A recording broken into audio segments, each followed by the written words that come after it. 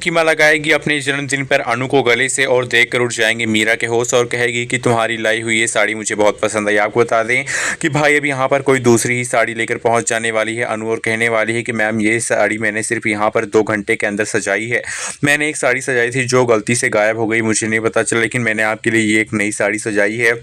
जो कि मैंने यहाँ आने से सिर्फ 2 घंटे पहले ही सजाई है और ये देखिए आपको कैसी लग रही है। और तभी यहाँ पर अनु से वो साड़ी पाकर आर्यवर्धन की मौसी साड़ी को पहनकर पार्टी के बीच में आ जाएंगे और सबके सामने यहाँ पर दिखाएंगी। सब लोग कहेंगे साड़ी में जो भी डिजाइन है बहुत ही अच्छी की गई है और जिसने भी डिजाइन ये कलाकारी की है वो बहुत ही अच्छा है। अब भाई कहीं ना कहीं यहाँ पर ये सारा अप्रिसिएशन मिल रहा होता है अनु को और ये देखकर मीरा के होश उड़ जाते हैं। मीरा मन ही मन सोच रही होती है कि मैंने इतनी घटिया चाल चली उसके बावजूद भी देखो इस लड़की की बड़ाई हो गई, लेकिन मैं कुछ ऐसी घटिया चाल चलूंगी कि भाई ये लड़की इस पार्टी में सबके सामने बेइज्जत होकर निकाल दी जाए। अब कहानी में यहाँ पर धमाकेदार ट्विस्ट आ गया है दोस्तों,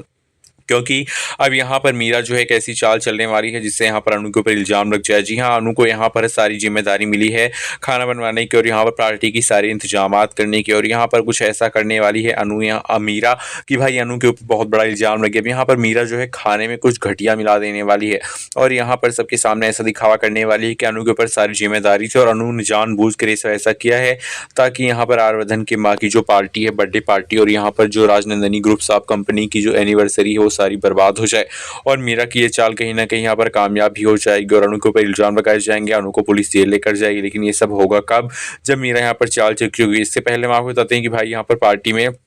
अनु को आर्यवर्धन की मां आशीर्वाद भी देंगे, उसे अपने घर की बहू बनाने के बारे में सोचती हुई नजर भी आने वाली है। वेल आप बताइए कि आप क्या चाहते हैं कि भाई आर्यवर्धन की मां जो है वो अनु को अपने घर की बहू बनाने के बारे में सोचे या फिर नहीं। अनु आएगी आर्यवर्धन के घर में, आर्यवर्धन की मां लगाएंगे अनु को अपने गले से और कहेंगी कि मैं तुमको कितनी बार से अपने पास देखती आ रही हूँ और मुझे लगता है कि तुम ही मेरे बेटे की जिंदगी को फिर से यहाँ पर खुशियों से भर दोगी और मेरे परिवार में सिर्फ तुम ही बहू बन के आ सकती हो। भाई सीरियल तुमसे तुम तक में अब एक और धमाकेदार ट्विस्ट आ गया जहाँ पे आर्यवर्धन ने अपनी माँ से बात करवा दी है अनु की और अनु से बात करने के बाद आर्यवर्धन की मां बेहद ही खुश हैं। अब भाई दूसरी तरफ आपको दिखाया जाता है कि गुरु माता भी घर में आती हैं जो कि बताती हैं कि अनु को यहाँ पर कोई तुम्हारे घर में आने वाला है जो खुशियां भर देगा। तो और दूसरी तरफ यहाँ पे अनु की मां अनु से बात भी करती है आर्यवर्धन की मां अब यहाँ पर उस बंद दरवाजे की तरफ जा रही हैं जहां से आवाजें आ रही हैं। इस बंद दरवाजे का यहाँ पर